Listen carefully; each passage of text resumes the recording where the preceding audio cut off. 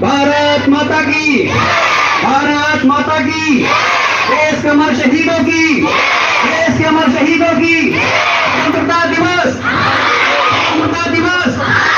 जहाँ हुए बलिदान मुखर्जी, जहाँ हुए बलिदान मुखर्जी। जो कश्मीर हमारा है, जो कश्मीर हमारा है,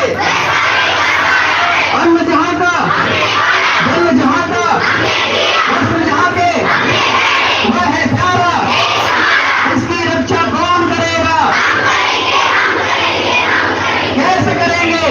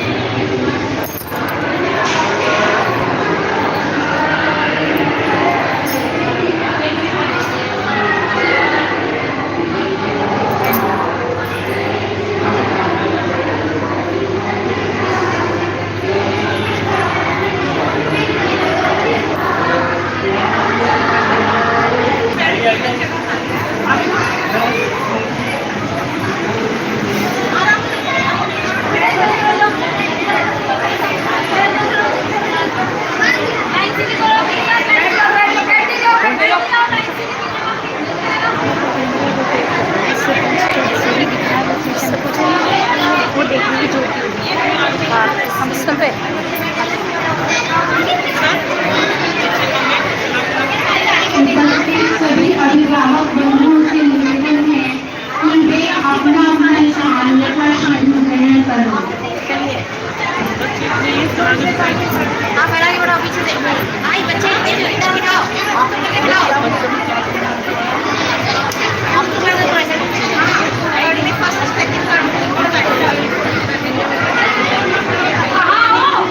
क्या बोली बुलाने के लिए आई हो? समझ में आया? थोड़ा स्लो स्लो रखिए। अगर मैं ऐसे कभी तो आ रहा है किसी को ध्यान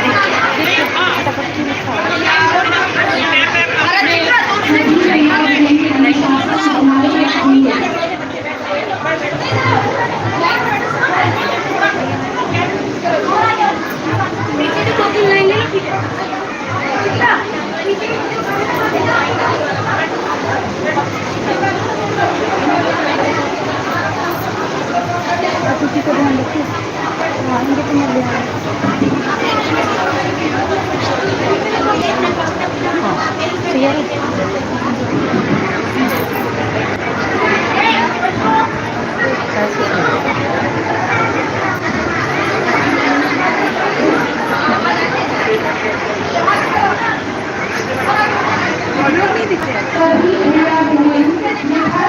अपना स्थान ग्रहण करें।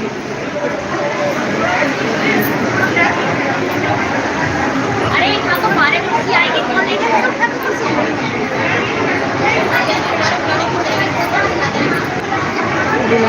आज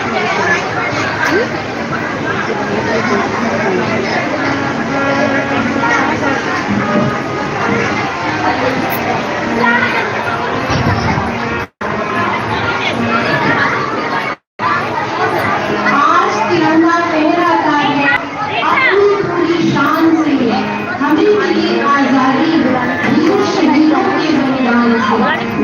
आजादी के लिए हमारी लंबी चली लड़ाई की, लाखों लोगों ने प्राणों से कीमत बड़ी चुकाई थी। हमने अपना गौरव पाया अपने स्वाभिमान से, हमें मिली आजादी वीर शहीदों के बलिदान से। गांधी तिलक सुभाष भगत सिंह का ये प्यारा देश है, जियो और जीने दो सबको, गीता यह संदेश है। पहली बनकर खड़ा हिमालय, जिसके उत्तर द्वार पर हिंद महासागर दक्षिण में, इसके लिए विशेष है। लगी गूंजनी दसों दिशाएं वीरों के यशगान से, हमें मिली आजादी वीर शहीदों के बलिदान से। आज यहाँ उपस्थित सभी लोगों को सुप्रभात। हम भारत का 70वां स्वतंत्रता दिवस मनाने के लिए एकत्र हुए। आप सभी का हार्दिक स्वागत व अभिनंदन।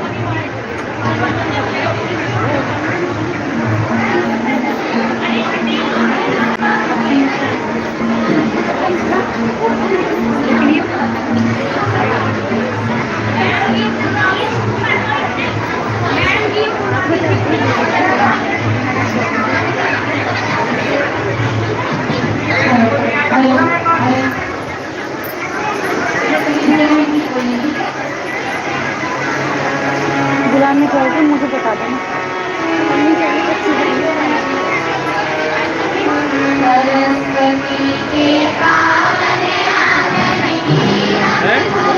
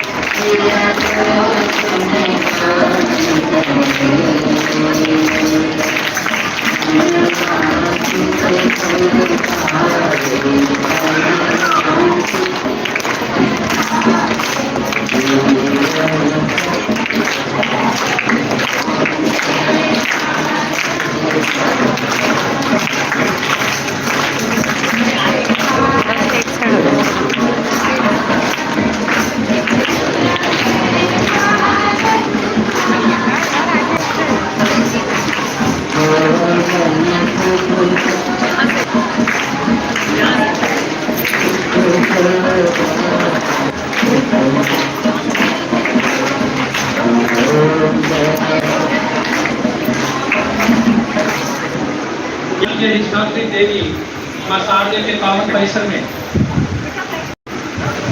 आज स्वतंत्रता दिवस के 77वें वर्षगांठ के शुभ अवसर पर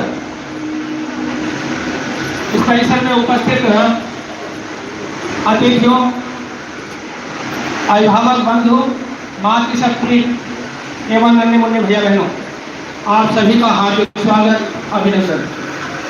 परिचय के क्रम में जिनके करकमलों से आज के ध्वजारोहण कार्यक्रम संपन्न हुआ, श्रीमान अभिजीत मुखोपाध्याय जी अपने मध्य में उपस्थित हैं। आप महान स्वतंत्रता सेनानी और जिनका श्रीनगर में आज के इस स्वतंत्रता और पूर्ण स्वतंत्रता की प्रयास करते करते श्रीनगर में जिनका स्वर्गवास हुआ, बलिदान हुआ, डॉक्टर श्यामा प्रसाद मुखर्जी जी, आप उनके कजिन हैं। साथ ही एक और आपके साथ से जुड़ा हुआ ऐसा ये प्रसंग, जिस दिन डॉक्टर श्यामा प्रसाद मुखर्जी जी का बलिदान हुआ श्रीनगर में, उसी दिन आपका जन्म पटना में हुआ और आप एक प्रसिद्ध शोधकर्ता और राइटर तो है ही, चार्टेड अकाउंटेंट भी हैं। अनेक वित्तीय संस्थाओं के साथ में आप जुड़े रहे, उनका मार्गदर्शन किया और वर्तमान में भी आप डॉक्टर श्यामा प्रसाद मुखर्जी जी के जीवन पर शोध और लेखन का कार्य कर रहे हैं। सेक्टर 45 में आपका निवास है। आपका हार्दिक स्वागत, अभिनंदन। आपके ठीक दाईं ओर अपने मूल संगठन राष्ट्रीय स्वयंसेवक संघ के प्रचारक श्रीमान तपन जी, लंबे समय से संगठन और संगठन के विभिन्न मूल संगठन और उनके विभिन्न संगठनों के साथ जुड़े रहे। वर्तमान में आपके पास क्षेत्रीय अभिलेखागार प्रमुख का दायित्व है। आपके दाईं ओर अपने विद्यालय प्रबंध समिति के साथ लंबे समय से जुड़े हुए श्रीमान BL मल्होत्रा जी, आप चीफ इंजीनियर रहे विद्युत विभाग में, विद्यालय के लंबे समय से सेवा कर रहे हैं श्रीमान BL मल्होत्रा जी। और ठीक आपके दाईं ओर अपनी विद्यालय प्रबंध समिति के सम्मानित सब माननीय अध्यक्ष और आज के कार्यक्रम के भी माननीय अध्यक्ष श्रीमान दिनेश गोयल जी, साथ ही आप अपने मूल संगठन राष्ट्रीय स्वयंसेवक संघ के महानगर संघ चालक का दायित्व भी निर्वहन कर रहे हैं डॉक्टर श्रीमान दिनेश गोयल। अपने मुख्य अतिथि अभिजीत मुखोपाध्याय जी के ठीक बाईं ओर अपनी विद्यालय प्रबंध समिति के मान्य व्यवस्थापक श्रीमान प्रदीप भारद्वाज जी, आप भी चार्टेड अकाउंटेंट हैं और विद्यालय प्रबंध समिति के तो मान्य व्यवस्थापक हैं ही, साथ ही जो अपने प्रदेश समिति है शिशु शिक्षा समिति, उसके भी मंत्री का दायित्व भाई साहब की ओर है। अनेक सामाजिक संस्थाओं के साथ जुड़े हुए और पूर्व छात्र भी हैं अपनी विद्या भारती के। आपके बाईं ओर श्रीमान सुमित जी राष्ट्रीय स्वयंसेवक संघ के प्रचारक हैं, वर्तमान में नोएडा महानगर के प्रचारक का दायित्व निर्वहन कर रहे हैं। आपके बाईं ओर श्रीमान राजीव नाइक जी विद्यालय प्रबंध समिति के सम्मानित सदस्य हैं, साथ ही आप सॉफ्टवेयर इंजीनियर भी हैं। आपके बाईं ओर श्रीमान दिनेश महावर जी बहुत लंबे समय से अपने विद्यालय समिति के साथ जुड़े हुए और अपने मूल संगठन राष्ट्रीय स्वयंसेवक संघ के साथ जुड़े हुए, वर्तमान में भाई साहब के पास विश्व हिंदू परिषद के जिला मंत्री का दायित्व है। आपके बाईं ओर बहन मधु मेहता जी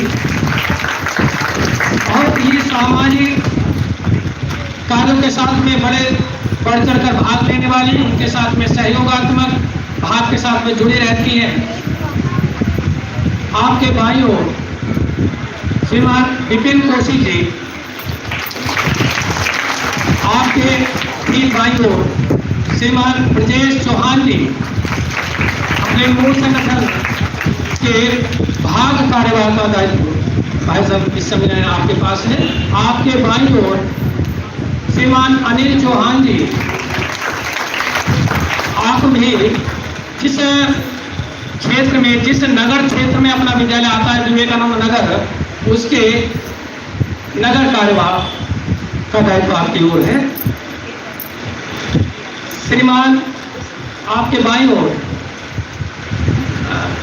श्रीमान राजीव अजमानी जी भाई साहब, भारत विकास परिषद और बहुत सी ऐसी संस्थाओं के साथ, सामाजिक संस्थाओं के साथ जुड़े हुए हैं और बहुत ही सेवा भाव के साथ में आप जब कभी भी विद्यालय में आपको स्मरण किया, भाई साहब अपना पूरा समय देते हैं। प्रताप मेहता जी सब दिखाई नहीं दे, ठीक है।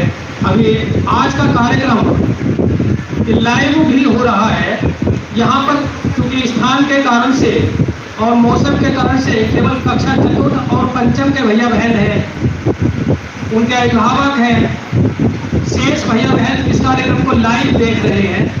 आगे के कार्यक्रम की दृष्टि से धन्यवाद प्रदान चाहती थी।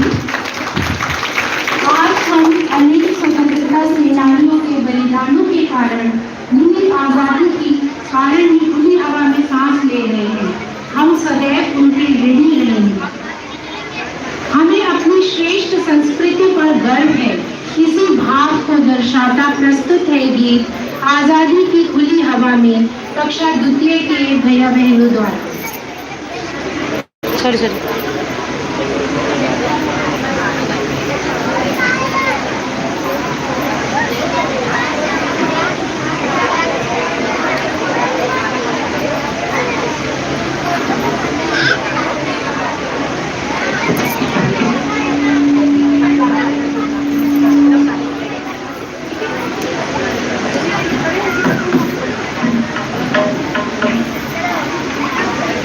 दीदी, थोड़ी सी इधर हो जाना, बच्चे ना आजादी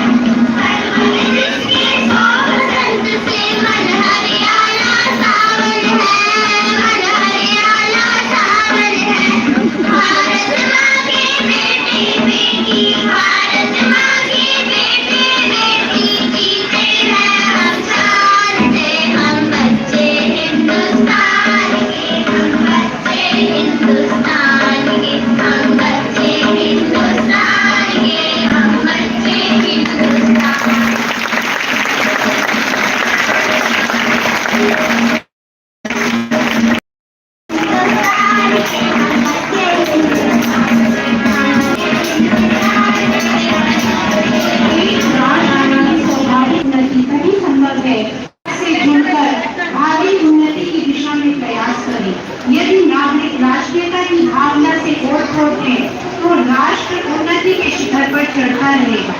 हमें अपनी शक्ति को पहचान कर उसे राष्ट्र हित के लिए उपयोग करना चाहिए। इसी संकल्प के साथ प्रस्तुत है कक्षा चतुर्थ व पंचम के भैया बहनों द्वारा संस्कृत गीत।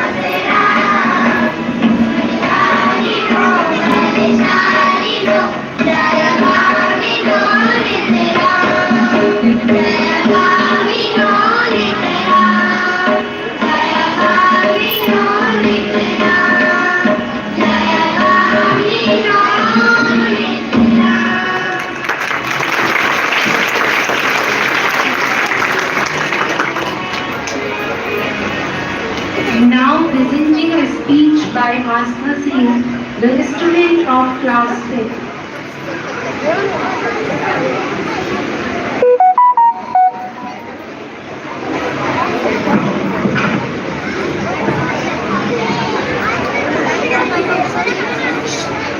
Good morning everyone, respected principal sir, teachers, parents and my dear friends. My name is Astha. Today I am going to speak a few lines about Independence Day. First of all, I wish you all a very happy Independence Day. Friends, as we all know that 15th of August is a day of honor and pride for every Indian because on this day in 1947, India got independence from British rule. Our great freedom fighters as Mahatma Gandhi, Subhash Chandra Bose, Rani Lakshmibai, Bhagat Singh and many others devoted their whole lives for the freedom of our country. Today, let's salute all those freedom fighters and leaders. Independence Day promotes brotherhood among culturally and religiously diverse people of India. It encourages patriotic sentiments among us. Independence Day gives an occasion to assess the growth of the nation and make future plans. It plays a vital role in letting children know the glorious past of our country. Independence Day encourages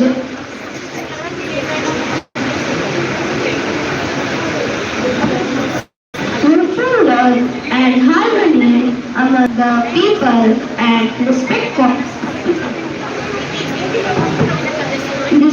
the country. Today, we are developing rapidly in the field of technology, education, sports, and many others, which could not be possible without freedom. So, it is our duty to work hard for the development and progress of our country. Thank you. Jai Hind! अब मैं श्रीमान तपन जी से निवेदन करती हूँ कि हमारे अपने उद्बोधन द्वारा हमारा मार्गदर्शन करने की कृपा करें। श्रीमान तपन जी।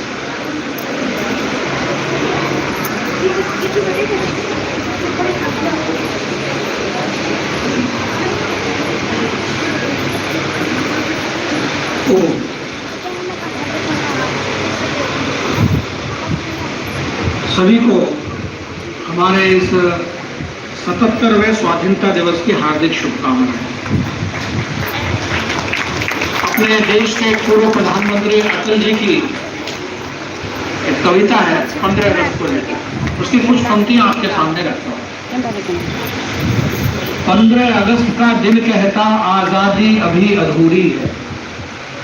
15 अगस्त का दिन कहता आजादी अभी अधूरी है, सपने सच होने बाकी है, रावी की शपथ न पूरी है।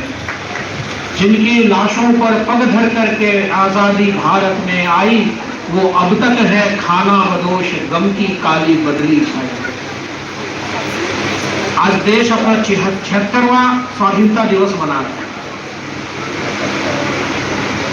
लेकिन इससे एक दिन पहले यानी 14 अगस्त को इस देश के विभाजन हुए। हालांकि ये विभाजन कोई नई बात नहीं, बहुत पहले से शुरू हो गया था, जब इस देश को केवल नारों तक सीमित हम देशभक्ति को मान लेते हैं, जागरूक नहीं रहते, तब ऐसे स्थिति हर देश समाज के साथ होती है। हमने अपने स्वतंत्रता सेनानियों को भूल गए। इस स्वाधीनता संग्राम में छोटे छोटे बच्चों से लेकर एक 12 वर्ष का बालक उड़ीसा का बाबूजी राव स्वाधीनता के आंदोलन में अंग्रेजों का सहयोग नहीं करना चाहिए, इस बात से उसने प्रेरणा ली। अंग्रेज नाव से नदी पार करना चाहते थे, उसने मना कर दिया। अंग्रेजों ने गोली मार दी। उसकी बहन को बोला, उसने भी मना कर दिया, और छोटा सा चप्पू जो था उसको लेकर के अंग्रेज सिपाही को मारने लगी, उन्होंने उसको भी गोली मारी। ऐसे कितने अनाम हैं, छोटे छोटे बच्चों और बड़े लोग जिनको आज हमें उनका नाम भी नहीं मालूम है, अनाम लोग। आजादी की बहुत कीमत चुकाई है हमने। जब अंग्रेज भारत में आए थे तो पूरे विश्व के व्यापार में भारत का हिस्सा उस समय 28% के करीब था। और जब अंग्रेज भारत से गए उस समय विश्व के व्यापार का हिस्सा 1% से भी कम हो गया था। हमारी घर की संपत्ति लूटी है, हमें भीख मांगने की स्थिति में लाकर खड़ा किया। 15 अगस्त को एक सूर्योदय हुआ, हम एक स्वाधीन देश के रूप में पुनः खड़े हुए और हमारी यात्रा आगे बढ़ी। तब से लेकर आज तक हमने बहुत प्रगति की है, अनेक उपलब्धियां हमारे सामने जिन पर हम गर्व कर सकते हैं, लेकिन कुछ समस्याएं भी नहीं। आज के समय में सबसे बड़ी समस्या क्या दिख रही है कि भारत के समाज में एक विचार मन में आ रहा है कि यहां पढ़ो लिखो, यहां के संसाधनों का उपयोग करो, अच्छी शिक्षा प्राप्त करो, उच्च शिक्षा प्राप्त करो और जा करके विदेशों में बस जाओ। शुरू में नौकरी करने जाते हैं, बाद में वहां की नागरिकता भी ले लेते हैं। अकेले पिछले 10 वर्षों में 5 करोड़ भारतवासी यहां से भारत को छोड़ करके विदेशों में जाकर के बसे हैं, जिसमें अमेरिका नंबर 1 है, दूसरे नंबर पे कनाडा है, तीसरे नंबर पे ऑस्ट्रेलिया है, चौथे नंबर पर ब्रिटेन है, 5वें नंबर पे इटली है। क्यों? उसके कारण हमारा भी कुछ ना कुछ तंत्र ऐसा है वो दोषी है। यहां का भ्रष्टाचार, यहां की राजनीति, को काम करने का मौका नहीं, उनका उत्तर। इस सबके बावजूद क्या आजादी का अमृत महोत्सव मनाने के बाद जो अमृत काल शुरू हुआ है 25 वर्षों का, इसमें जो मेरे सामने माता पिता बैठे हैं उनसे आग्रह करता हूं, क्या हम इस विचार को बलवती कर सकते हैं कि हमारे बच्चे पढ़ाई लिखाई करने के बाद उच्च शिक्षा के लिए, कुछ और अनुभव और ज्ञानार्जन के लिए तो विदेश जाएं, लेकिन वहां के नागरिक नहीं बनेंगे, तो वापस लौट करके भारत आएंगे और भारत को विश्व की एक महत्वपूर्ण शक्ति बनाकर विश्व गुरु के सिंहासन पर हम भारत को बैठा सफल होंगे। इस दृष्टि से ये वैचारिक आंदोलन हम शुरू कर सकते हैं कि हमने विचार करना चाहिए। केवल नारे लगानों से देश आगे नहीं बढ़ता है। देश आगे बढ़ता है जब हमारे जीवन का प्रत्येक कर्म, प्रत्येक व्यवहार उस देश के नियम कानून नीतियों को अनुकूल रहते हुए हम देश के विकास में जब हम सहभागी बनते हैं। हम में से कई लोग आज आए होंगे स्वाधीनता दिवस के इस कार्यक्रम के लिए, आए होंगे, मोटरसाइकिल से आए होंगे, हेलमेट पहनते हैं क्या? किसी काम को, सरकारी काम में क्या हम रिश्वत लेते हैं क्या? लेट लतीफी करते हैं क्या? और यदि ये सब करते हैं तो ये निश्चित मानिए कि ये देश को बनाने का काम नहीं है, ये देश को नीचे ले जाने का काम है। और इसलिए ये जो छोटे भैया बहन हमारे सामने बैठे हैं, उपदेश से नहीं सीखेंगे, ये सीखते हैं अनुकरण से। जब वो देखते हैं कि हमारे घर के बड़े वो इस देश के कानून का, इस देश के सामाजिक शिष्टाचार का, इस देश की परंपराओं का, मान्यताओं का पालना करते हैं अपने जीवन के व्यवहार में, तब वो इससे सीखेंगे। यदि आप देश के कानूनों का, समय का पालन करते हैं तो आपके बच्चे भी करेंगे। और इसमें कहीं ना कहीं ये जो गलत आदतें पड़ती हैं, ये इस बचपन में ही पड़ती हैं, अपने चारों ओर के समाज को देख करके। मैं कुछ दिन पहले किसी एक कार्यकर्ता के घर गया था, रात में वहां रुकना था। शाम के 7 बजे उनका 7 वर्ष का बालक, वो दूसरी कक्षा में पढ़ता था, वो आया मेरे पास, बोला अंकल अंकल आपके पास कोई किताब है क्या? मैंने पूछा क्या बात? मैंने कहा नहीं। उसने कहा कि हमारे घर में एक नियम है कि घर में शाम को 7 बजे से लेकर 8 बजे तक के बीच में कोई भी हो, वो सब काम छोड़कर केवल एक ही काम करता है कि कोई ना कोई पुस्तक उठा के पढ़ता है। दादी भी पढ़ रही है, मम्मी भी पढ़ रही है, आप भी क्योंकि हमारे घर में हो इसलिए आपको भी पढ़ना है। किताब नहीं है तो मैं लाकर देता हूं। ये अच्छी आदतें। एक घर के अंदर गए, वहां आदत थी कि घर में थाली में भोजन झूठा बचा हुआ नहीं करना किसी भी कीमत पर। माता पिता ने आदत डाली, बच्चों के अंदर आदत आई, घर में भोजन झूठा नहीं छूटना चाहिए थाली में। जितना कम लो, बार बार लो चलेगा, लेकिन जो ले लिया है वो थाली से बचना नहीं चाहिए, फेंकना नहीं है। क्योंकि इस देश ने गरीबी देखी है, भुखमरी देखी है, आज भी भुखमरी है। आज भी हमारे देश के कई ऐसे माताएं बहनें बच्चे हैं जिनको 2 वक्त का भोजन नसीब नहीं होता। मैं एक बार प्रवास में उड़ीसा गया, वहां के कालाहांडी का हमारे कार्यकर्ता से मैं पूछ रहा कि प्रचारक थे कि भोजन मिलता है? बोला हाँ भाई साहब भोजन मिल जाता है। मैंने क्या खाते हो भोजन में सामान्य का? उसने कहा चावल, पानी, नमक। मैंने कहा और कुछ नहीं मिलता? बोले नहीं सामान्यतः यही है। मैंने कहा तो अच्छा कभी त्योहार होता होगा तो क्या खा रहे हो? त्योहार होता है तो हरी मिर्च और मिल जाती है। हमारे यहाँ ऐसे भी क्षेत्र है, आप कल्पना करो। और हमारी थाली में हम छोड़ देते हैं, ये इस देश के साथ धोखा है। अन्य छोटी छोटी आदतें घरों में डालनी पड़ेगी हमको, तब जाके इस अमृत काल में देश आगे बढ़ेगा। ये जो आने वाले 25 वर्ष की यात्रा है, यानी 2047 तक, आज मेरे सामने जो भैया बहन बैठे हैं ये 10-11 वर्ष के, 9-10 वर्ष की आयु के हैं। आज से 25 साल बाद ये लगभग 34-35 साल के होंगे, अपनी जिंदगी में कुछ कर रहे होंगे, कुछ मुकाम हासिल किए होंगे, कुछ उपलब्धियां हासिल की होंगी। अभी से भी इनकी आदतें हमने अपने घरों में अपने बच्चों की आदतें ठीक की तो निश्चित मानिए जब ये 25 वर्ष बाद 2047 तक ये भारत एक विकसित देश बन चुका होगा।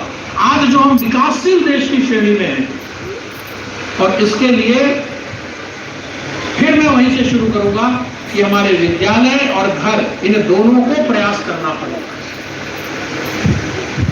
365 दिन केवल 2 दिन राष्ट्रभक्ति दिखाने से देश आगे नहीं बढ़ता है। देश आगे बढ़ता है जब 365 दिन और प्रतिदिन 24 घंटा हर मिनट हमारा व्यवहार में देशभक्ति झलकती है। और इसलिए हमको सतर्क होकर इस दृष्टि से सोचना पड़ेगा। और जैसा मैंने पहली पंक्ति अभी शुरू में कहा था कि रावी की शपथ न पूरी है, तो रावी की शपथ क्या थी? तो रावी नदी आज की तारीख में भारत से निकल के पंजाब से होते हुए पाकिस्तान में जाती है और वहां से सिंधु सागर में गिरती है। लाहौर के किनारे, लाहौर शहर में, लाहौर शहर से होकर गुजरती है। 1930 में कांग्रेस का अधिवेशन चल रहा था। सभी नेता, सभी राजनीतिक कार्यकर्ता जितने अधिवेशन में थे, 26 जनवरी को 1930 को लाहौर में उन्होंने रावी नदी का जल हाथ में लेकर उन्होंने प्रतिज्ञा की थी, शपथ ली थी कि ये जो हमारा हिंदुस्तान है, ये जो भारत देश हमारा है, इसको हमें स्वाधीन स्वतंत्र करना है। लेकिन दुर्भाग्य कि जिस भूमि पर खड़े होकर उन्होंने जो शपथ ली थी, आज वो भूमि हमारे देश से कट गई है। और ये कटने का सिलसिला ये केवल उस समय 1947 में पूरा हो गया ऐसा नहीं था, ये अब तक चल रहा है। छोटे छोटे भूभाग कटते चले गए, आज भी कटते। कुछ साल पहले कोको द्वीप नाम नहीं सुना होगा, मछुआर वैली मणिपुर का नाम नहीं सुना होगा, श्रीलंका और भारत के मध्य कोचेवेतो नाम नहीं सुना होगा, चले गए। 3 बीघा बांग्लादेश को दे दिया, कि तो म्यांमार को कोई जमीन दी, को श्रीलंका को दी। क्यों? क्योंकि इस देश के नागरिकों ने उस नीति का, उस निर्णयों का विरोध नहीं किया। और इसलिए जागरूक नागरिक के नाते हमको खड़ा होना पड़ेगा, सजग होना पड़ेगा। आज इस देश को खत्म करने वाली जो शक्तियां हैं वो मिल करके इस देश को खत्म करने का षड्यंत्र कर रही हैं, और दुश्मन हमारे घरों के अंदर पहुंच गया है। हमें पता भी नहीं है, हमारी आदतों को बड़ा बिगाड़ दिया है। उसको लेकर मैं बहुत ज्यादा भी चर्चा नहीं करूंगा, अभी समय भी नहीं है, विषय भी आज का वो नहीं है। लेकिन जो 4 शक्तियां हैं उनमें से जो विशेष रूप से 2 शक्तियां जो हमें पता भी नहीं चलता और हमारे ऊपर हावी हो जाती है, उनका केवल नाम उल्लेख करता हूं केवल। एक है कल्चरल मार्क्सिज्म, सांस्कृतिक कम्युनिस्ट साम्यवाद जो है, और दूसरा है ग्लोबल मार्केट फोर्सेस। आज घर में हमारे बच्चे को क्या खाना है ये हम नहीं तय करते, आपको अनुभव होगा, ये एडवर्टाइजमेंट वो मार्केट तय कर रहा है। घर में क्या आना है ये हमारी आवश्यकता के हिसाब से हम नहीं तय करते, ये मार्केट एडवर्टाइजमेंट तय कर रहा है। हमारे देश की बचत की प्रवृत्ति को खत्म करके क्रेडिट कार्ड, लोन लो। तो चारवाक ने कहा था कभी भारत में कि जिंदगी मरने के बाद किसने क्या देखा है, इसलिए मस्ती में जियो, घी पियो, कर्जा लेते रहो। देश को आगे बढ़ाना है तो ये लोन, ये कर्जे की प्रवृत्ति को से दूर हटना पड़ेगा। भारत अनेकों आर्थिक जो पूरे विश्व के अंदर गिरावटें हुई थी, रिसेशन आया था, मंदी आई थी, उससे बचा तो इस अपने बचत के कारण बचा है। ऐसे अनेक छोटी छोटी बातें हैं, उन सभी का हम लोग ध्यान करते हुए, अपने शत्रुओं को पहचानते हुए हम लोग अपने जीवन का व्यवहार निश्चित करें। भारत पुनः आगे बढ़ेगा। हमने आंखों में जो सपना देखा है वो सपना अवश्य पूरा होगा। एक कवि ने कहा है कि शुद्ध हृदय की प्याली में जीवन दीप निष्कंप जलाकर कोटि कोटि पग बढ़े जा रहे, तिल तिल जीवन दीप गलाकर। जब तक ध्येय न पूरा होगा तब तक पग की गति न रुकेगी। आज कहे चाहे जो दुनिया, कल को झुके बिना न रहेगी। इस संकल्प के साथ अमृतकाल में हम आगे बढ़े। जय हिंद, जय भारत। धन्यवाद महोदय, अपने बहुमूल्य उद्बोधन द्वारा हमारा मार्गदर्शन होने का। हिंदी साहित्य में लव रस माने गए हैं। हास्य रस उनमें से एक है। हास्य रस एक ऐसी पूंजी है जो हंसने वाले को तो स्वस्थ बनाती ही है, आसपास सकारात्मक ऊर्जा व खुशनुमा वातावरण बनाए रखती है। इसी उद्देश्य से प्रस्तुत है कक्षा प्रथम के भैया बहनों द्वारा हास्य गीत।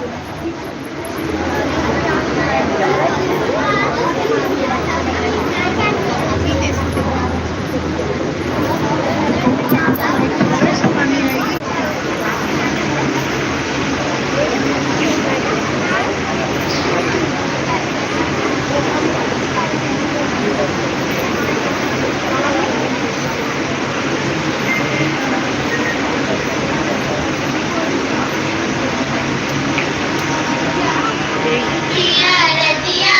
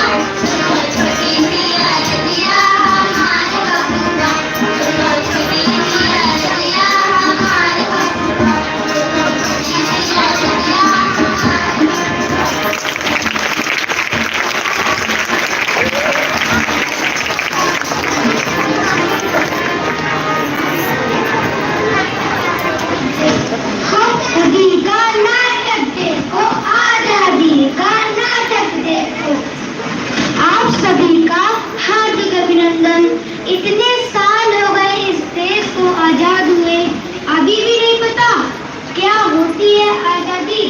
चलो और जानते हैं इस देश के युवाओं से कि क्या होती है आजादी। हेलो दोस्तों, दिस इज सत्यम रिपोर्टर। आज हम आपको बताएं नोएडा से। आज है 15 अगस्त। चलिए जानते हैं इस दिन के बारे में युवा क्या सोचते हैं। हाय, आज है आजादी। तो आप बताइए आजादी का मतलब क्या है? आज तो छुट्टी है, मैं तो घूमने जा रहा हूँ। अरे मैं तो सनी देओल की मूवी देखने जाऊंगा। हम तो पार्क जाएंगे। तो फ्रेंड्स, क्या आजादी का मतलब छुट्टी मनाना है? चलिए किसी और से जानते हैं और ये वक्त पूछते हैं। आजादी का मतलब छुट्टी। मैं तो दिन भर सोऊंगा। मैं तो पार्लर जाऊंगी और पूरे दिन शॉपिंग करूंगी। दोस्तों, देश के युवाओं को ये लगता है क्या सचमुच ये होती है आजादी? इस देश को आजाद हुए इतने साल हो गए, फिर भी आतंकवाद, जातिवाद, धर्मवाद, स्त्री पर अत्याचार, क्या इसी समस्या से उलझता रहेगा हमारा देश? क्या इस समस्या का उपाय है? हाँ है। सारा संसार अपना परिवार है। जैसे हम अपने परिवार के बारे में सोचते हैं, वैसे ही हमें अपने राष्ट्र के बारे में सोचना चाहिए। देश का विकास देश के युवाओं के हाथ में होता है। वही देश का विकास कर सकते हैं। जिस देश के युवाओं में भूतकाल का गौरव एवं भविष्य का सपना होता है। सही बात है। यदि इस देश को बदलना है तो हमें अपनी सोच को भी बदलना होगा, तब जाकर भारत बदलेगा। चलिए हम प्रतिज्ञा करते हैं। भारत हमारा देश है, हमें अपना देश प्राणों से भी प्यारा है। भारत हमारा देश है, हमें अपना देश प्राणों से प्यारा है। हम इसके योग्य अधिकारी बनने का प्रयत्न हमेशा करते रहेंगे। हम इसके योग्य अधिकारी बनने का प्रयत्न हमेशा करते रहेंगे। हम अपने माता पिता एवं गुरुओं का सम्मान करेंगे। सरफरोशी की तमन्ना अब हमारे दिल में है। देखना है जोर कितना बाजुए कातिल में है। भारत माता की जय।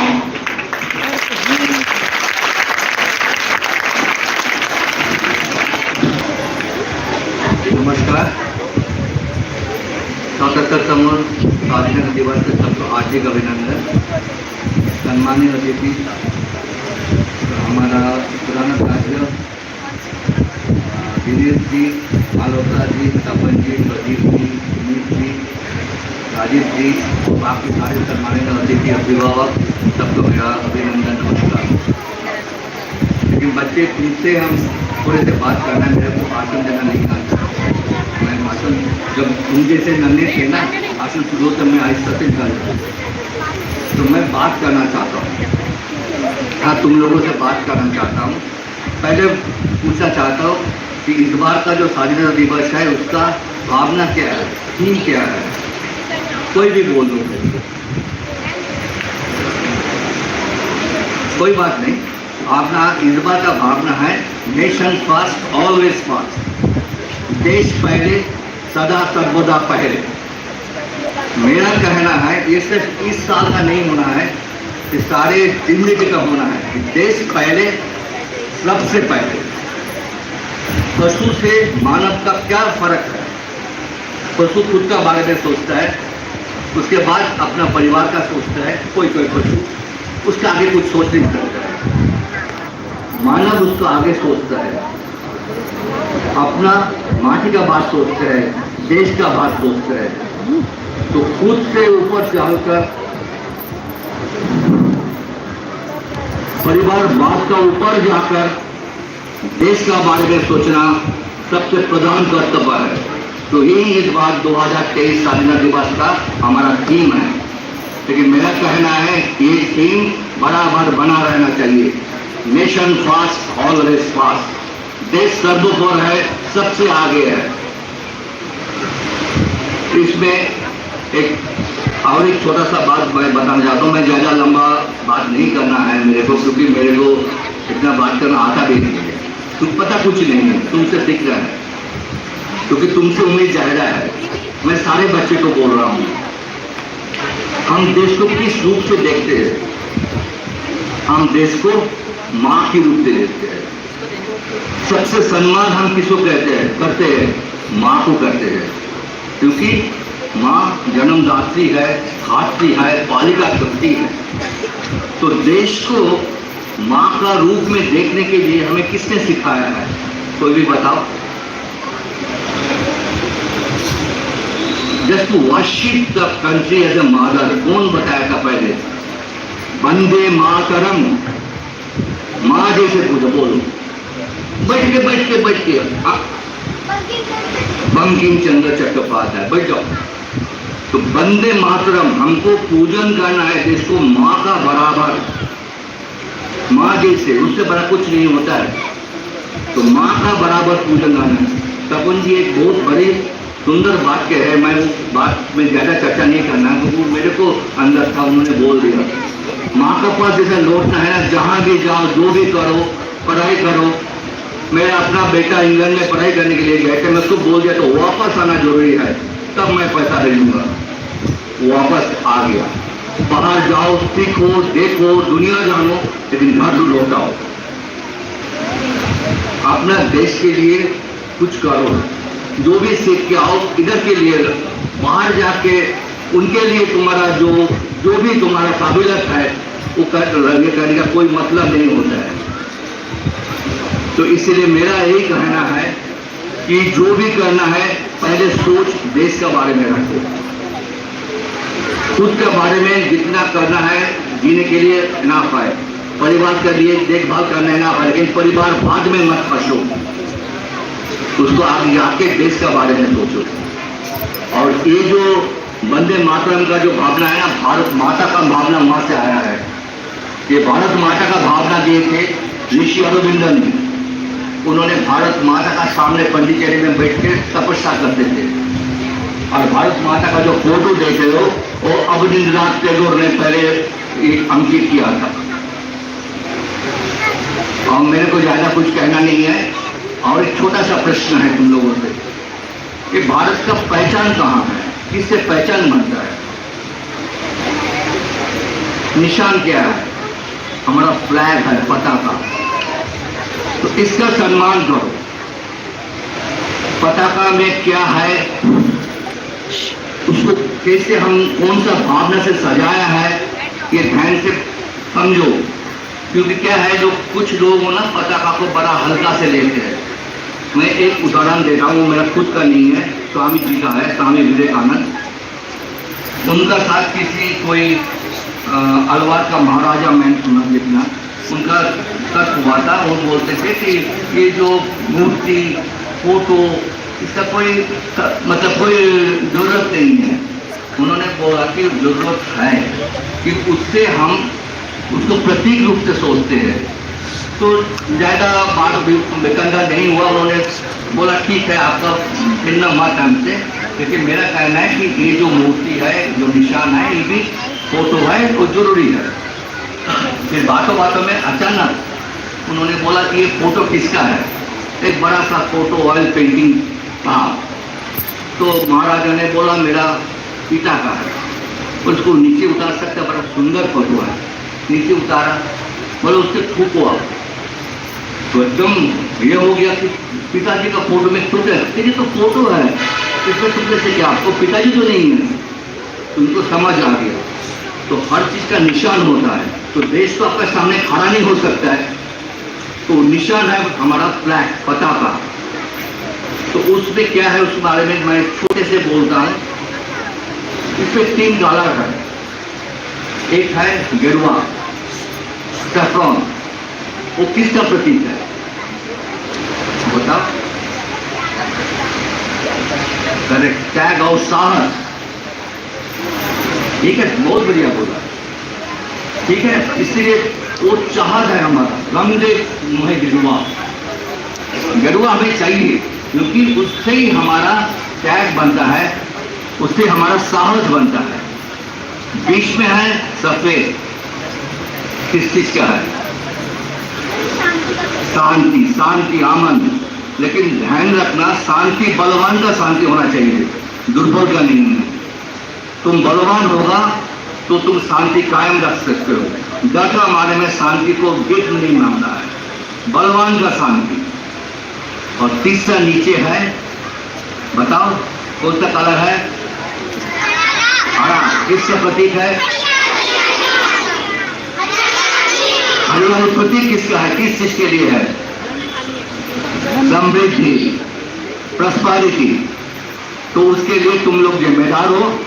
तपन जी बोल के गया है, अमृतकाल चल रहा है, थोड़ा समृद्धि तो हम लोग बुरे लोग कुछ कर पाया, आगे बढ़ाना तुम्हारा काम है। अभी हमारा इंडिया का जीडीपी के हिसाब से 5वां स्थान पे आया है, उसको 1 नंबर पे ले जाना तुम्हारा काम है। वो समृद्धि है। बोलो हाँ, बताओ।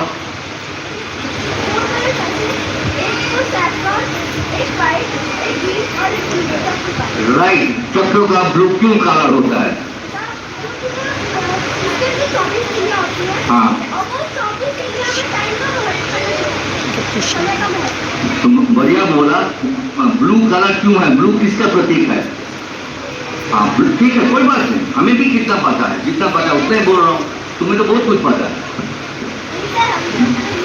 हाँ, तुम बैठ जाओ, बैठ के बात करो। खड़ा होना मेरे को अच्छा नहीं लगता, बैठ जाओ। मेरे को मौका मिले तो मैं यहाँ बैठ जाऊँ। ये जो ब्लू कलर है ना, इट रिप्रेजेंट्स ऑल वर्च्यू, सारे गुण का दिखाता है ब्लू।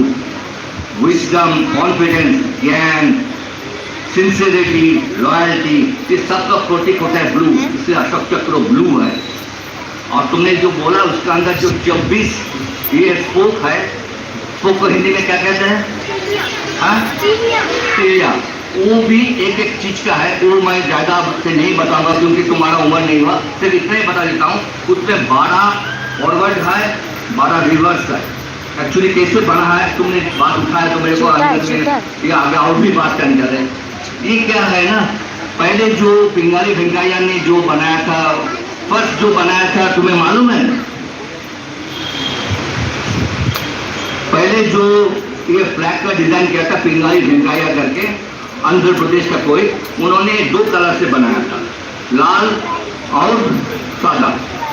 उसके अंदर एक चरखा था, उसको चेंज करके बहुत बार इसमें होते जुलाई 47 में ये फॉर्मेट आया, जिसमें ये 4 कलर तुमने जो बोल रहे हैं, लेकिन कलर 3 है बैकग्राउंड में, और बीच में अशोक चक्र नीला का होता है।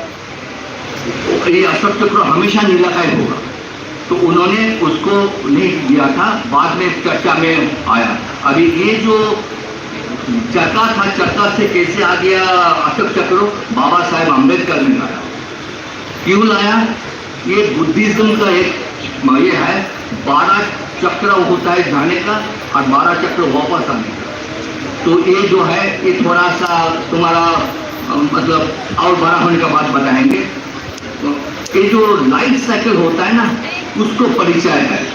तो 12 चक्र से हमारा पूरा लाइफ आगे जाता है, फिर वापस आता है, 24 इससे होता है, इसीलिए बनाया था। तो इसको 14 अगस्त ये पुराना संसद भवन में रात 11 बजे जो हुआ था, उसमें ये को प्रेजेंट किया था हंसा मेहता करके, जिन्होंने कॉन्स्टिट्यूशन बनाने वाले टीम में एकमात्र महिला प्रतिनिधि थी।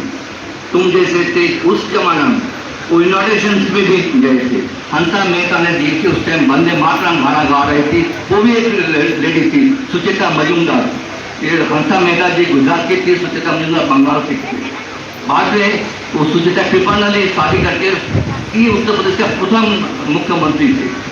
ये दोनों ये फ्लैग डॉक्टर राजेंद्र प्रसाद को दिया था, जो तुम आज देख रहे हो। उसको बाद में लाहौरी गेट में सुबह 15 अगस्त प्रधानमंत्री तब नेहरू जी थे, उन्होंने लहराया। ये तुम्हारा फ्लैग का डिटेल्स में इतना बोलने का यही नहीं था। और ये 24 चक्र तुमने जो बोला, उस एक्चुअली वो बुद्धिज्म का रिप्रेजेंटेशन है। हर स्टेज वो जाति से शुरू होता है और एकदम जाके जरा और मरण में खत्म होता है। बीच में हर पड़ाव आता है, जिंदगी में जैसे पड़ाव आते हैं ना, हर पड़ाव आता है। अविद्या, उसके बाद आ जाता है नाम रूप, ऐसे करके 12 स्टेजेस आते हैं, 12 पड़ाव पार करके हम चले जाते हैं जरा का तरफ। फिर वहाँ से हम विश्वास करते हैं कि हम पुनर्जन्म लेते हैं। बुद्धिज्म में, हिंदुइज्म में पुनर्जन्म का भावना है। फिर हम वो बात विवाद पे चले जाते हैं, तो उसमें मैं नहीं आ रहा हूँ। उससे जो बिस्किलिया बोला ना, स्पोक्स, हाँ, वो उसी से उसी कारण 12 फॉरवर्ड 12 रिवर्स, तो ये बाबा साहेब अम्बेडकर ने अंदर लगाया था। ठीक है, आज के लिए शायद यही काफ़ी है। तुम्हारे लिए चक्कर का तुमने बात उठाया, थैंक यू। तुम्हारा नाम क्या बेटी? आस्था, थैंक यू। और आगे मैं एक ही तुम लोगों से अनुरोध करूंगा, रोज पढ़ाई करो, आगे बढ़ो, लेकिन घर वापस आओ, देश को आगे बढ़ाओ। धन्यवाद। जय हिंद, वंदे मातरम। वंदनीय मां शारदा, परम पवित्र राष्ट्रीय ध्वज, त्रिवर्ण, मंचासीन अधिकारीगण, प्रधानाचार्य, आचार्य, आचार्य, मम भ्राता भगिनीश्च सर्वेभ्यः मम विनूतः प्रणामः। अद्य वयं स्वविद्यालये स्वतन्त्रता दिवस, सप्तसप्ततिः स्वतन्त्रता दिवस वर्षार्थं मन्यते। एषः स्वतन्त्रता राष्ट्रभक्तानां, वीराङ्गनानां, शहीदानां त्यागबलिदाने प्राप्तम् अभवत्। 25 अगस्त ख्रीष्टाब्दे अस्माकं देशः ब्रिटिश् शासनात् स्वतन्त्रः अभवत्। अस्मिन् दिनं वयं सर्वे भारतवासिनः बहु हर्षोल्लासं पूर्वकं नगरे नगरे ग्रामे ग्रामे जनाः स्वतन्त्रता दिवसस्य रूपेण मन्यते। 25 अगस्त प्रतिवर्षं प्रधानमन्त्री रक्तगुल्कस्य प्राचीरे राष्ट्रध्वज आरोहणं कृत्वा देशः सम्बोधयति। तत्पश्चात् भारतस्य राष्ट्रभवनेषु, विद्यालयेषु, संस्थानेषु, कार्यालयेषु राष्ट्रध्वज आरोहणं कृत्वा स्वतन्त्रता दिवसस्य मन्यते। अद्य वयम् अस्मिन् सभायां देशभक्तानां, वीराङ्गनानां, शहीदानां, क्रान्तिकारिणां वीरगाथानां स्मरणं कृत्वा तान् जयतु वन्दे मातरम्। विद्या भारती प्रत्येक वर्ष मेधावी परीक्षा का आयोजन करती है। गत सत्र 2022-23 में आयोजित परीक्षा में हमारे विद्यालय का उत्तम प्रदर्शन रहा। विद्यालय के 25 भैया बहनों ने ये परीक्षा अच्छे अंकों में उत्तीर्ण की और प्रथम स्थान प्राप्त किया भैया हर्षित तिवारी ने और 7वां स्थान प्राप्त किया है बहन अंशिका ने। मेरा आग्रह है कि वे भैया हर्षित और बहन अंशिका मंच पर आ जाएं।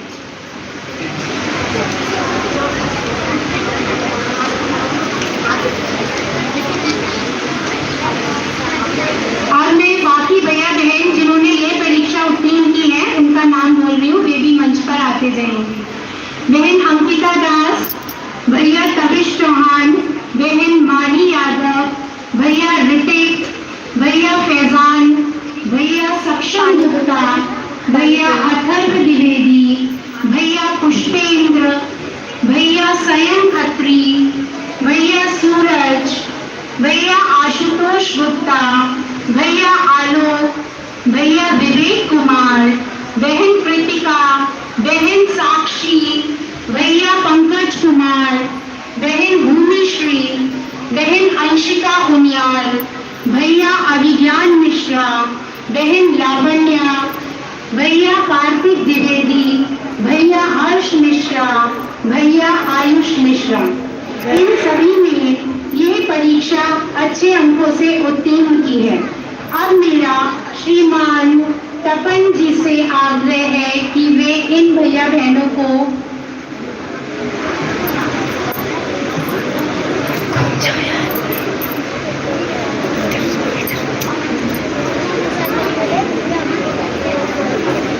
मेरा श्रीमान अभिजीत मुखोपाध्याय जी से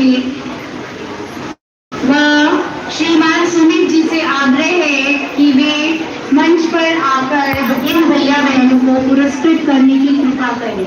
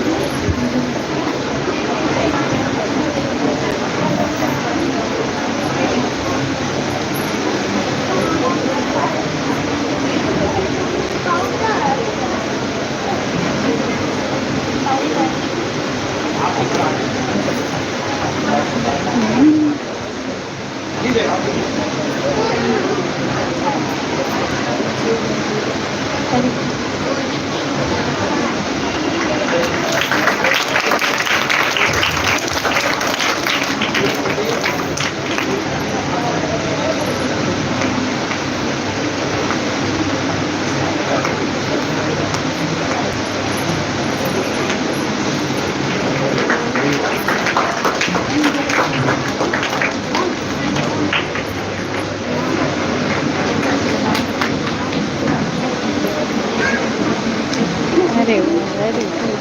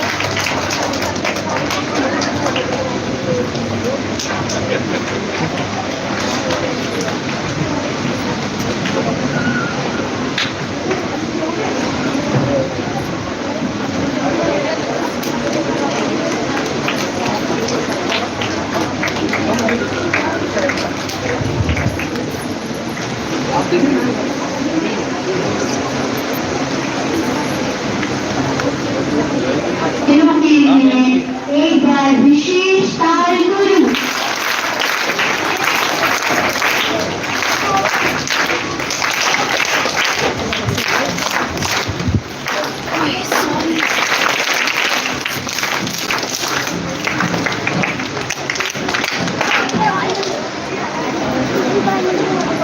एक बार पुनः इन भैया बहनों के लिए रॉकेट ताल गुरु।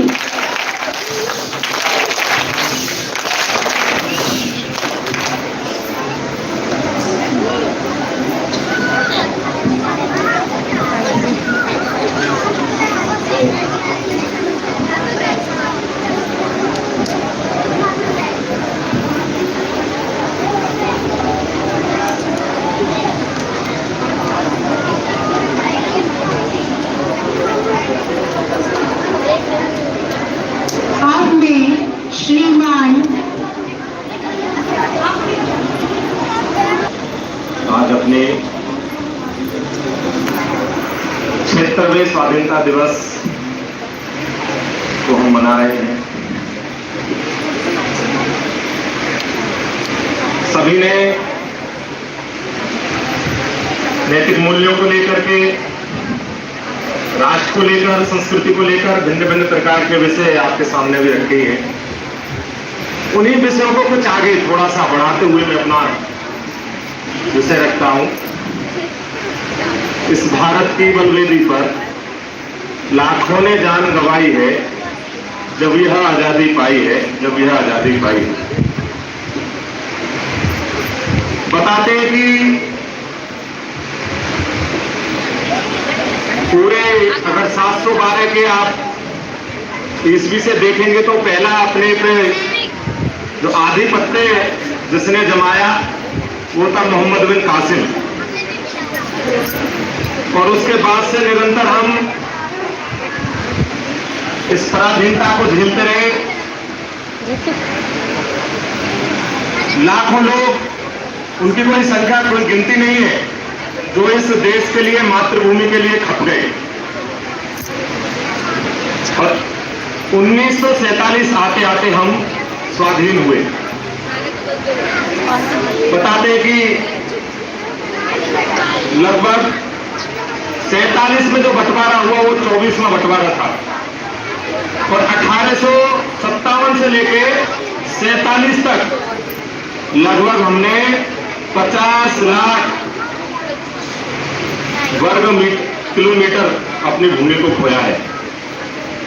लेकिन बात आधिपत्य की है तो साथ में बात स्वतंत्रता की है कि हमारे मूल्य क्या होने चाहिए। हम स्वतंत्र तो हो गए, लेकिन स्वतंत्र स्वाधीन होने के पश्चात हम फिर से गुलाम नहीं होंगे, इसकी क्या आगे कल्पना है, इसकी क्या आप मान सकते हैं कि जिम्मेदारी है कि मतलब हम आगे जाकर के कभी गुलाम नहीं होंगे। तो बताते हैं कि जिस देश की संस्कृति नष्ट हो जाती है वो देश समूल नष्ट हो जाता है। यूनान, मिस्र, रोमा मिट गई जहां से, यानी अगर संस्कृति गई तो वो देशों का भी समूल नाश हो गया। लेकिन क्या था इस भारत की संस्कृति के अंदर कि इतने वर्षों तक हम गुलाम रहे, भिन्न भिन्न प्रकार के लोग आए, कुछ लोग हमने समाहित हो गए, कुछ लोगों ने हम पर शासन किया, उसके पश्चात भी हम आज जीवित हैं। हमारी संस्कृति, हमारे संस्कार आज जीवित हैं, तो उसके मूल में है हमारा अध्यात्म। और अध्यात्म में हमें सीख देते हैं हमारे 4 वेद में आप देखेंगे तो संहिता, ब्राह्मण, आरण्यक, और उसके बाद में आते उपनिषद, जिसमें हमारा पहला उपनिषद है ईशावास्य उपनिषद, जिसके अंदर हमने पहला जो उसका श्लोक है जिसमें कहा गया ईशावास्यम इदं सर्वं यत् किंच जगत्यां जगत् तेन तत्तेन भुञ्जता मायस्तस्य शुद्धनं कुर्वन्नवे कर्माणि नित्यमुच्यते समानं लिनान्यते तुष्टिने कर्म लिप्यते नरे। यानी जो भी कुछ है इस ईश्वर का है, इसका उपभोग करते हुए जीवन जीना चाहिए, उसमें लिपायमान नहीं होना। कर्म करते हुए जीवन जीना है, क्योंकि ये सब किसका है? ये सब ईश्वर का है। ऐसा मानने वाले सिर्फ हम हैं। अयम निधा परो वेति करना लघु चेत सामुदार चरिता नानु वसुधैव कुटुंबकम, यह कहने वाले भी कि पूरा संसार हमारा परिवार है, ऐसा मानने वाले भी सिर्फ हम हैं। इसलिए आज हम जीवित हैं, लेकिन हम फिर से गुलाम ना हो, इसके लिए हमें अपने मूल सिद्धांत, फंडामेंटल प्रिंसिपल्स को हमें ध्यान में रखना पड़ेगा। जैसे अभी भाई साहब ने, तपल्ली भाई साहब ने अपने मौलिक अधिकारों की कुछ, हमारी कुछ जिम्मेदारियां उनके ऊपर बताई कि हमको ट्रैफिक से है, और बहुत हमारे खान पान, जीवनचर्या, यानी पूरी जीवन शैली को हमें बताया कि हमें कैसे जीवन जीना चाहिए। हमारे मूल में क्या था, जो हमारे ऋषि परंपरा थी, जो प्राचीन पद्धति थी, उसके अंदर वो कैसे जीवन जीते थे, जो 100 साल तक जीते थे। कैसी पद्धति थी कि दुनिया में हमारा डंका बजता था, विश्व गुरु हमको माना जाता था, हम दुनिया का नेतृत्व करते थे, इतनी सामर्थ्य हमारे अंदर थी। ऐसा क्या था भारत के अंदर, इस संस्कृति के अंदर ऐसा क्या था? अगर संस्कृति चली जाती है तो नष्ट हो जाता है। इसके बहुत उदाहरण है। एक बार ईरान के एक युद्ध उसके पड़ोसी देश से छिड़ गया ईरान का। बताते हैं कि युद्ध के अंदर दोनों सेनाएं, दोनों देशों की सेनाएं, भीषण युद्ध हुआ और युद्ध चलता रहा। बताते हैं कि उसमें एक जो प्रतिद्वंदी देश था, उसने ईरान के एक संत को बंदी बना लिया। बताते हैं कि ईरान कमजोर नहीं था, ईरान बहुत शक्तिशाली था, लेकिन उसको बंदी बनाए जाने के कारण उसने आत्मसमर्पण कर दिया, और क्या हुआ? युद्ध विराम हो गया। लेकिन दूसरा देश था, उसके दिमाग में, उसके राजा के दिमाग में ये बात भर के आई कि आखिरकार वो हमसे इतना समृद्ध था, अच्छे से हमारी सेना इतनी कमजोर पड़ रही थी, उसके बाद में एक संत को बंदी बनाने के पश्चात हमारा देश, ये जो ईरान है, ये आत्मसमर्पण कर गया। इसका मूल कारण क्या है? उसने उनको बुलाया, उसके राजा को। उसने कहा युद्ध तो विराम हो गया, लेकिन मेरे मन की एक जिज्ञासा है, उसको मैं पूछना चाहता हूं। आप इतना मन से युद्ध लड़े, आप दल बल, आप जो आपका गोला बारूद था वो भी हमसे ज्यादा था, सेना भी ज्यादा थी, आप अच्छे से युद्ध जीत भी रहे थे, लेकिन एक संत के बंदी बन जाने से आपने आत्मसमर्पण कर दिया, ऐसा क्या था? तो उसने बताया कि उस संत में हमारी परंपराएं थी, उसमें हमारी संस्कृति।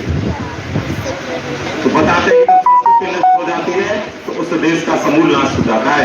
इसलिए अपनी संस्कृति, अपने संस्कार, मुझे प्यारे बच्चे हैं, सबको संस्कृति कैसे संस्कार, सभी गार्जियंस यहाँ बैठे हैं, किस प्रकार से जो भारतीय जीवन शैली है उसको जीते हुए हम किस प्रकार से बच्चों को नए संस्कारों के मूल में हम दे सकते हैं। जैसे विदेश की बात आई, हम फॉरेन कंट्रीज में भेज देते हैं बड़े बड़ी बात करके, और बड़े बड़े बताते हैं कि हमारे बच्चे वहाँ फॉरेन कंट्री में ये है वो है, नागरिकता ले ली है, लेकिन पता चलता है कि जब वो उस माता पिता का कभी शरीर मृत होता है तो वही बच्चा वहां से उस नौकर को कहता है कि आप जाइए और जितना पैसा आप चाहिए इनको अंतिम संस्कार करके आइए।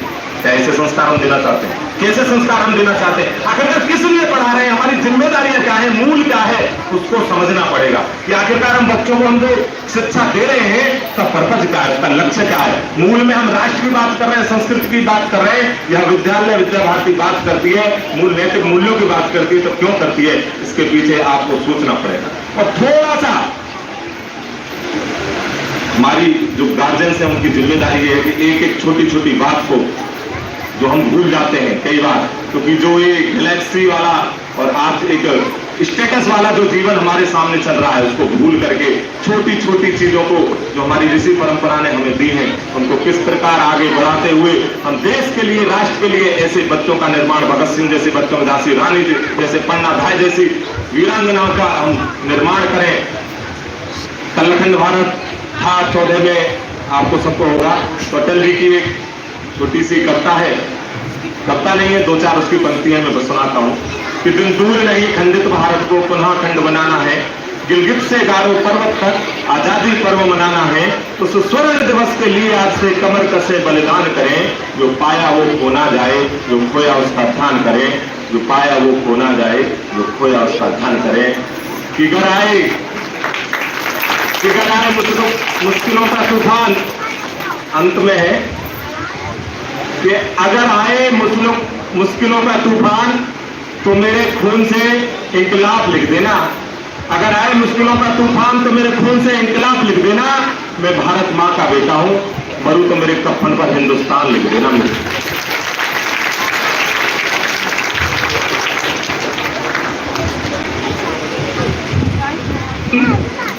आपके प्रोत्साहन के लिए आप पुरस्कार की श्रृंखला को आगे बढ़ाते हुए मैं उन भैया बहनों के नाम घोषित करूंगी जिन्होंने सत्र 2022-23 के वार्षिक परीक्षा में प्रथम, द्वितीय, तृतीय, चतुर्थ व पंचम स्थान प्राप्त किए।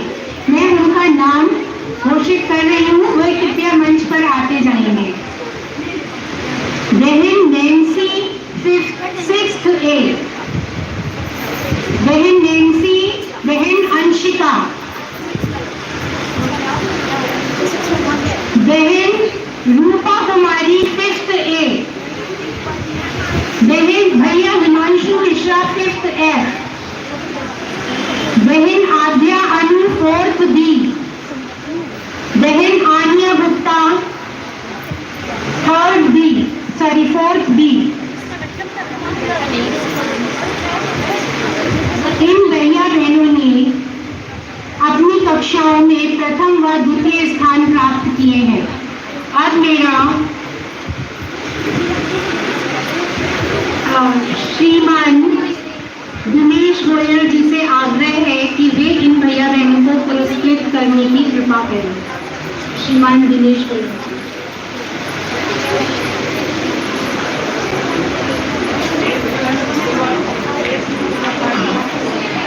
इसके पश्चात जिन भैया बहनों ने तृतीय, चतुर्थ, पंचम स्थान प्राप्त किए हैं उनका नाम मैं बोल रही हूँ, रेडी मंच पर आएंगे।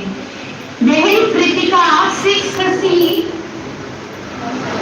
बहन भूमिश्री 6th E, बहन आयशा 6th A, भैया अथर्व 6th F, भैया युद्धवीर 5th C, बहन शिवन्या अग्रवाल 4th B, भैया कार्तिक सिंह 5th B, बहन आस्था गुप्ता 4th B, बहन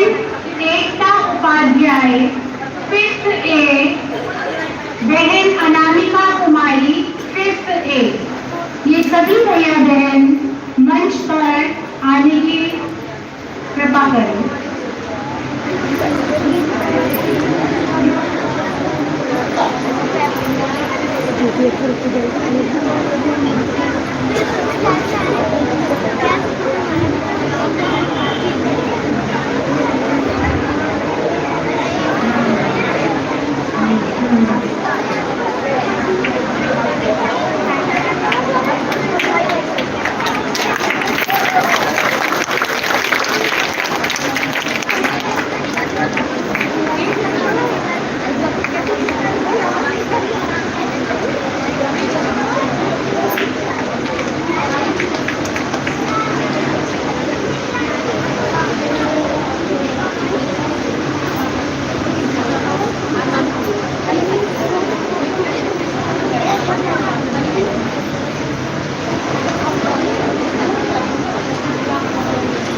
अब मैं उन भैया बहनों के नाम घोषित कर रही हूँ जिन्होंने चाहे सर्दी हो, गर्मी हो, बारिश हो, हर परिस्थिति को चुनौती देते हुए पूरे वर्ष विद्यालय में अपनी उपस्थिति बनाई।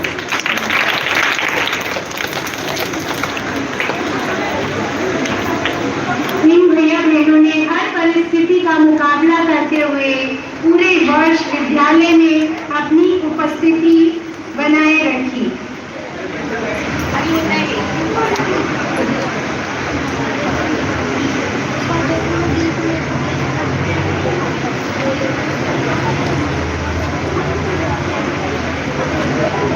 धन्यवाद प्रधानाचार्य जी और अतिथि बंधु।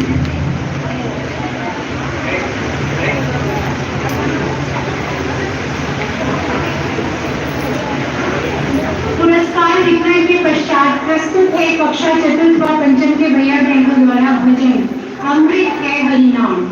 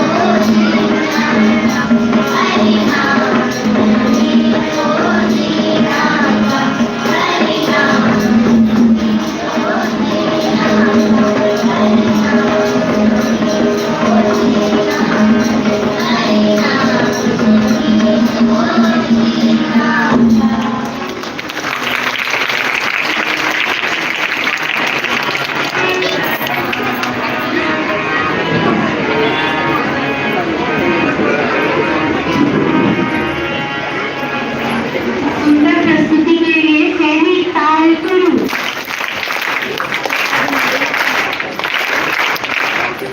अब मैं विद्यालय के व आज के कार्यक्रम के अध्यक्ष महोदय श्रीमान दिनेश गोयल जी से आग्रह करती हूँ कि वे हम सबको अपना आशीर्वचन प्रदान करें।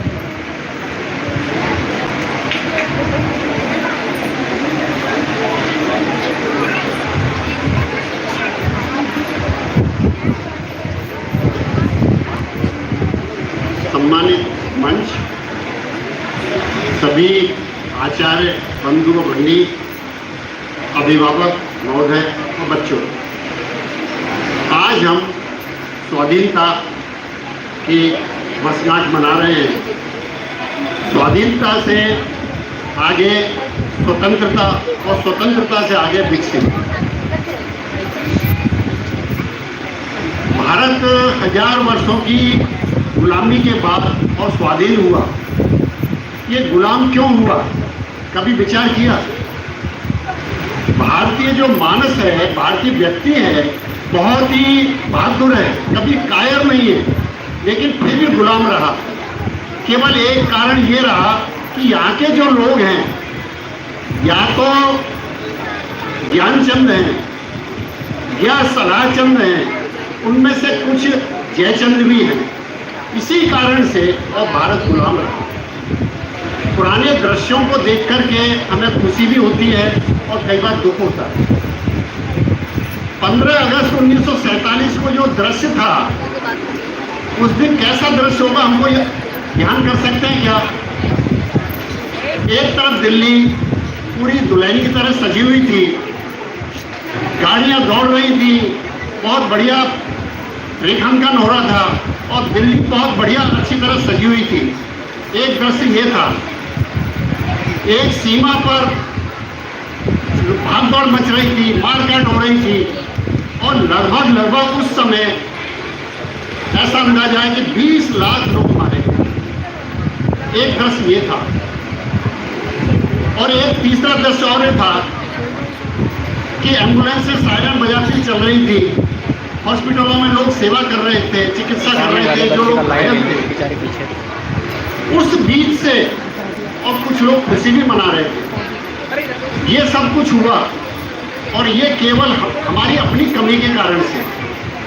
और ये क्या हुआ कि केवल जो मुस्लिम हैं उनकी क्रूरता के कारण से, दूसरे जो हैं ईसाई धर्मी उनकी धूर्तता के कारण से, और हम जो यहाँ के मूल निवासी हैं हमारी अपनी स्वार्थता के कारण से। तो जब मानव यहाँ का मूल समाज सोया रहता है तब तक ऐसा ही होता रहता है। एक छोटा सा उदाहरण मैं आपको दूंगा। 1905 में जब अंग्रेज बहुत मजबूत थे और उन्होंने बंगाल का विभाजन किया, 1905 में जब अंग्रेज मजबूत थे उन्होंने बंगाल का विभाजन किया और समाज जागृत हो गया। समाज के जागृत होने के कारण से वो जो विभाजन था वो टल गया। 1947 में जब अंग्रेज कमजोर थे और बिल्कुल उन्होंने बोरियां बिस्तर बांध ली थे, जाने की तैयारी कर ली थी, लेकिन समाज सोया हुआ था। समाज ने अपनी विचार कर लिया कि हमारे नेता हैं जो निर्णय करेंगे, ठीक करेंगे, और समाज के सोने के कारण से और देश का विभाजन हुआ। तो ध्यान करें, जब जब समाज सोया है देश को विपत्ति आई है। एक बहुत बढ़िया सुभाषित है, अपी स्वर्णमयी लंका न लक्ष्मण रोचते जननी जन्मभूमि स्वर्गादपि गरीयसी। जब भगवान राम ने लंका पर विजय प्राप्त कर ली तो लक्ष्मण जी ने कहा, भैया बहुत बढ़िया नगरी है, अपन को राजधानी इसी को बनानी चाहिए। तो लक्ष्मण जी ने, भगवान राम ने कहा कि यद्यपि लंका सोने की है लेकिन मेरे को रुचिकर नहीं है। क्यों? माता और मातृभूमि दोनों स्वर्ग से महान है। तो हम इस बात को ध्यान रखें, माता और मातृभूमि दोनों के लिए हम काम करें। और जो हमारा समय है विकसित होने के लिए, तो विकसित तभी होंगे जब समाज जागेगा।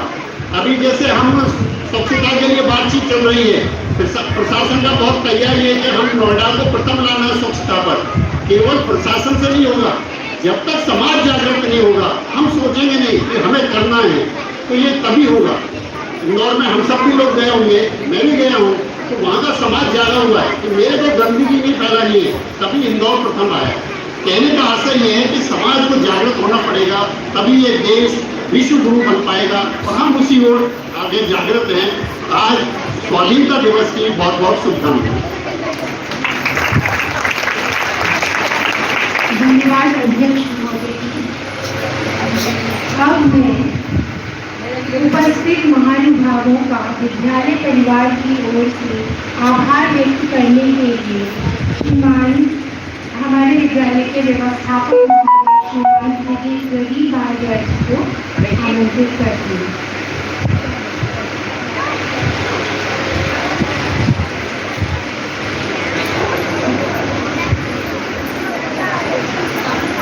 स्वाधीनता दिवस की सभी को बहुत बहुत शुभकामनाएं। मैं अपने कार्यक्रम के मुख्य अतिथि महोदय का धन्यवाद देता हूं कि बड़े शॉर्ट नोटिस पे मैंने पर्सनली बात की थी और उन्होंने अपने बिजी शेड्यूल से हमारे विद्यालय को समय दिया, और आगे भी अपेक्षा करता हूं कि भविष्य में भी विद्यालय के लिए उनका सहयोग मिलता रहेगा। मैं श्रीमान तपन जी भाई साहब और सुमित जी भाई साहब का भी, उनकी उपस्थिति ने हमारे इस कार्यक्रम को श्रेष्ठता दी, उनका भी बहुत बहुत धन्यवाद देता हूँ। अभिभावकगण, जिनका सहयोग के बिना ये कार्यक्रम, विद्यालय के कोई भी कार्यक्रम इस तरह से नहीं हो सकते, उनकी भी बड़ा सहयोग समय समय पर विद्यालय को मिलता रहता है, उनका भी हृदय से आभारी हूँ। और अपने छोटे छोटे बच्चे जिन्होंने इतने अच्छे प्रोग्राम करके इस कार्यक्रम की दिव्यता को और बढ़ा दिया, मैं उनका भी बहुत बहुत आभारी हूँ। एक उद्घोष करेंगे सभी बच्चे जोर से, भारत माता की, भारत माता की, भारत माता की। धन्यवाद।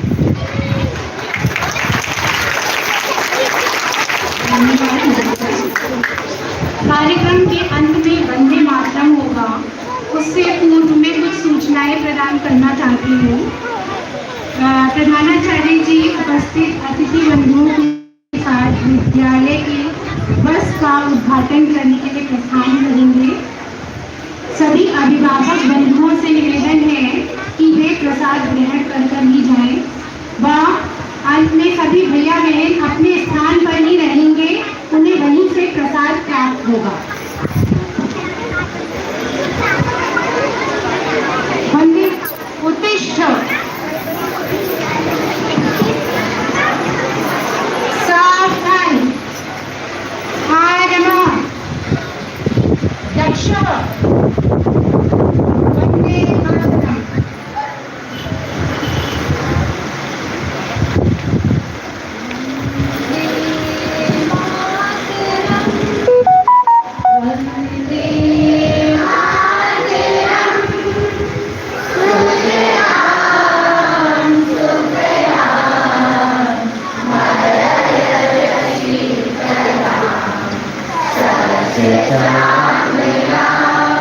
Ram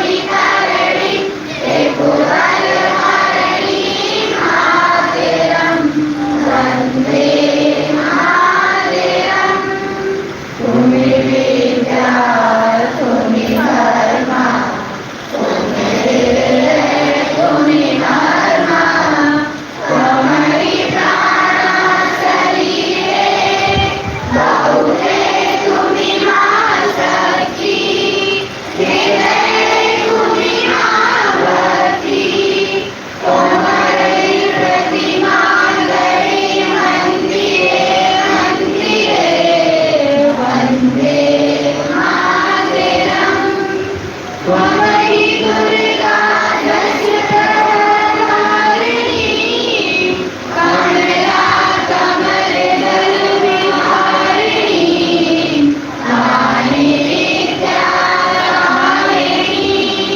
नमामि नमामि कमला अभरा मथुरा सुंदरां सुखदां मातरं वन्दे मातरं श्यामलां सरलां सुस्मितां भूषितां हरिणीं हरिणीं मातरं वन्दे बच्चों की नहीं मिलना कहीं भी